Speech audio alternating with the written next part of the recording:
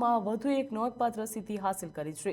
TB મુક્ત ભારત અભિયાન હેઠળ જિલ્લામાં અંદાજે 300 ગ્રામ પંચાયતોને ટીબી મુક્ત જાહેર કરવામાં આવ્યા, જ્યારે પીએમજે કાર્ડ બનાવવા માટે જૂનાગઢ જિલ્લો રાજ્યમાં પ્રથમ સ્થાને પહોંચ્યો। આશા બહેનો અને આરોગ્ય કર્મચારીઓની મદદના કારણે કામગીરીમાં પરિણામ અંદાજે 7,93,000 પીએમજી કાર્ડ તૈયાર કરવામાં આવ્યા। આ ઉત્કૃષ્ટ કામગીરી બદલ જિલ્લાના અંદાજે 85 આરોગ્ય કર્મચારીઓનું સન્માન પણ કરવામાં આવ્યું। કાર્યક્રમમાં જિલ્લા પંચાયતના પ્રમુખ, જિલ્લા પંચાયતના આરોગ્ય અધિકારી તેમજ સિવિલ હોસ્પિટલના ડીન અને સુપ્રિન્ટેન્ડન્ટ ઉપસ્થિત રહ્યા હતા। મહાનુભાવોએ આરોગ્ય કર્મચારીઓની કામગીરીને બિરદાવી હતી અને ભવિષ્યમાં આજ સમર્પણ સાથે લોકસેવા ચાલુ રાખવાની અપીલ કરી।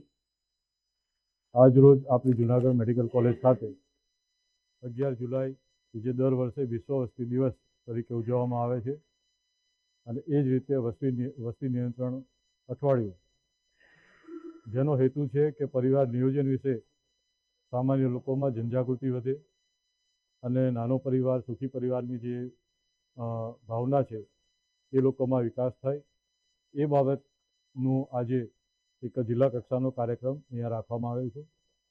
સાથે સાથે આ બાબતે જે આપણા આરોગ્ય કર્મચારીઓ છે, અધિકારીઓ છે, એને પણ આ બાબતનું સેન્સિટાઇઝેશનનું એક વર્કશોપનું આયોજન સાથે સાથે કરવામાં આવેલ છે।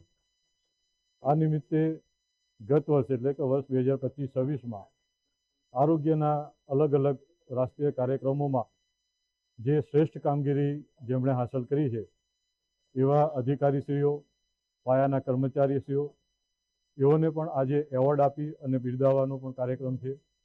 અને એની સાથે ચાલુ વર્ષે એટલે કે 2026-27માં નિવૃત્ત થઈ ગયેલ અને આવતા સમયમાં જે ચાલુ વર્ષમાં નિવૃત્ત થવા જઈ રહ્યા છે એવા કર્મચારીઓને પણ તેઓની આટલા લાંબા સમય સુધી જે સરકારશ્રીમાં રહી આરોગ્યની સેવાઓ એમને પૂરી પાડી, તો એમને પણ આજે પ્રશસ્તિપત્ર અને શાલ ઉઢાડી સન્માન કરવાનો કાર્યક્રમ આજરોજ કરવામાં આવ્યો।